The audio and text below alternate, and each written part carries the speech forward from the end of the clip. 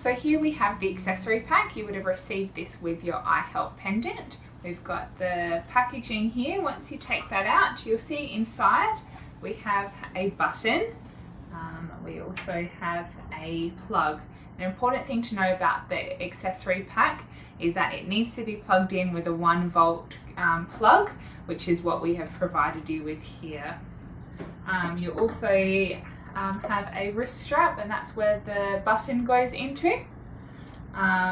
We'll have the cord here, and then also the speaker. So the first thing to do when we unpack the accessory pack is to plug it in. We'll do that first by plugging in the cord. This needs to be unwound. And we've got it here. So the small end goes into the back of the accessory pack here. And it just needs to be plugged in like this. If it can't go in straight away, just wiggle it around a little bit and gently push it in. The bigger end of the cord will go into the plug. We just plug it in like this, and then we can find a place to put it. And we plug it in at the power source, and that will be ready to go. You can hear that sound, that means it's been turned on. Once we've done that, then we can put the button into the wrist strap, and it's quite easy to do. Just fit it in like this, and that's how it is. And then you can wear it and adjust it to whatever size you would like, and it's quite easy to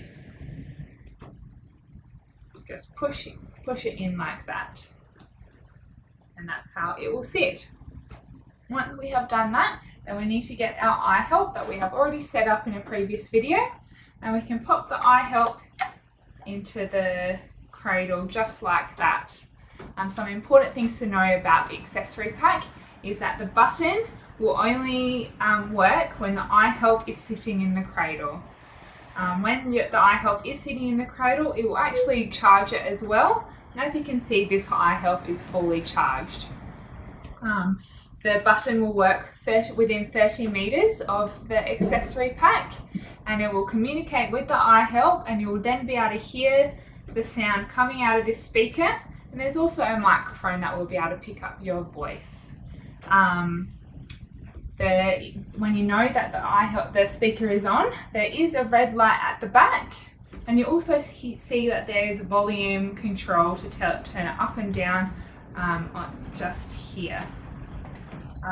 Some good places to use the accessory pack is obviously within the home, where you'll be able to easily hear and speak through the speaker. In the bathroom is a particularly good place to use the accessory pack, as the button is fully submersible.